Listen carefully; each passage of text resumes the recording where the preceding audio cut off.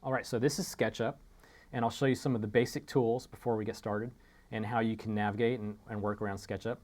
So if you use your middle mouse button, if you have a wheel, if you scroll it, you zoom in and out. If you click and hold it down, you'll actually orbit around. Now if you click that middle mouse button and hold shift down, it'll pan. So that's basically all there is to navigating around SketchUp. So you have those tools up here, but I'm showing you the keyboard and the mouse tools because that's really what you'll be using once you start getting into SketchUp and modeling. So let's look at some of the other tools we have. This is the, we'll start from the left. This is your selection tool. That just selects your objects. This is your materials tool, and we'll get into that later. This is your eraser tool, and the shortcut for that is E. And these are some of your drawing tools. We'll start off with the pencil tool. Now if you click and let go of your mouse, or let go of the button and start moving your mouse, you'll see it snaps to this green axis. And if you go in this direction, it snaps to the red axis. This is your y-axis, and this is your x-axis. Now if you're on your axis and you click again, it'll just draw another line. So you can keep drawing, and it'll create shapes. And now let me show you what just happened here. If you have a line that's in a z-axis, right now it looks like it's all in the same plane. Well, if you move your mouse around, you'll notice that it's in different axes. So if you try to close that, you're not going to get a closed line. So it's very important to always move your mouse around, make sure that everything's planar. You learn that in geometry class. It's very important that everything's in the same plane, because it's not, if you try to connect it, it's not going to close that plane off. So just make sure that everything's planar. And then once you close that last line, it's going to create a shape.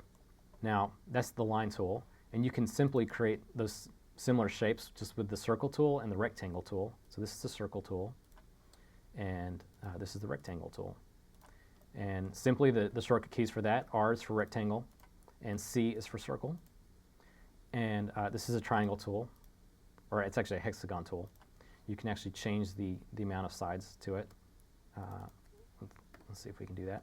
So if I select my my hexagon tool, at the bottom right you can see it says sides, and you can change the number, and you can change it, let's say 8. So now it's going to create an octagon.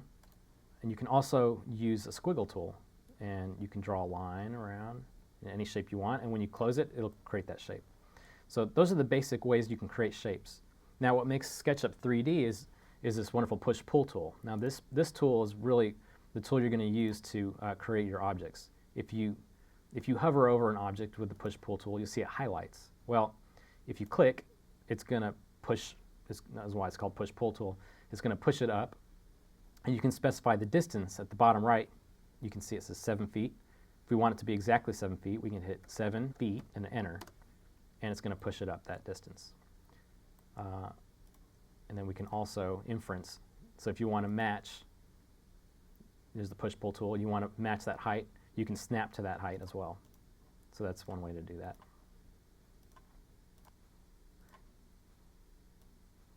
Now if you left drag, it's going to select everything that's crossing it. If you right drag, it's going to select only what's entirely inside that selection tool.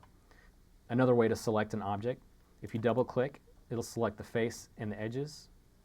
Of course, a single click is just a face. Now if you triple click, it'll select everything that's tied to that face.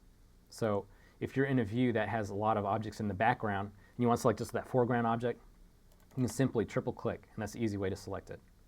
Now, if we're going to rotate it, this is the rotate tool, and you can just click anywhere you want, and that's the base for the rotate, and this is the inference point for the rotate.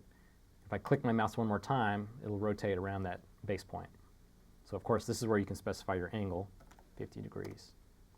You can flip it in the X and the Y axis. So if you click and drag, there you can see it's snapping there, snapping to my Y axis. And when I let go, there's my inference point, and now it's rotating around that. And of course, I can rotate it 45 degrees. So one of the other tools that we can do is the scale tool.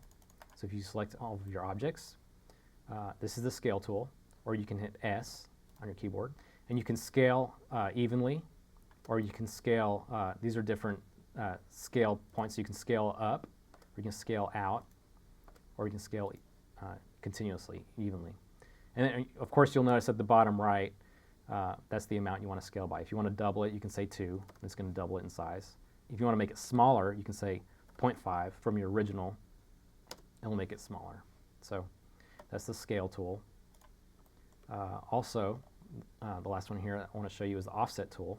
This is very useful for doing, if you're doing doors or other objects, you can select your face, click the offset tool, and it'll, much like AutoCAD, it'll offset that face by distance. And let's say we want to offset it 1 foot. We'll say 1 foot, enter, and it just offset that face.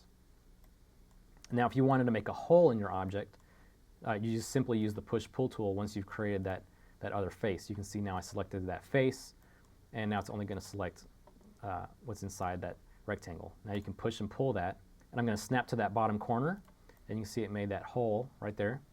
And the nice thing about SketchUp that I really like, and the reason that keeps geometry light, is you can get rid of those holes very simply, and you just select any of those other faces and snap it to that other corner, and it's going to get rid of that hole entirely. And it's also going to forget that it had that hole, and it was never there. So you can select the whole thing and see that it's, there's nothing about it that used to have that hole. So you could create that hole and then take it away all day long. And that's what's really nice about SketchUp. There's some other tools here that you could look at. There's a dimension tool. This is a length tool to measure. This is a protractor tool just to measure an angle. These tools are, they're not necessarily for modeling and building. They're more for documentation. Here's an annotation tool for some notes. It's telling you this is actually a square foot of the circle, so there's some nice things about it that SketchUp does that are very useful for architects.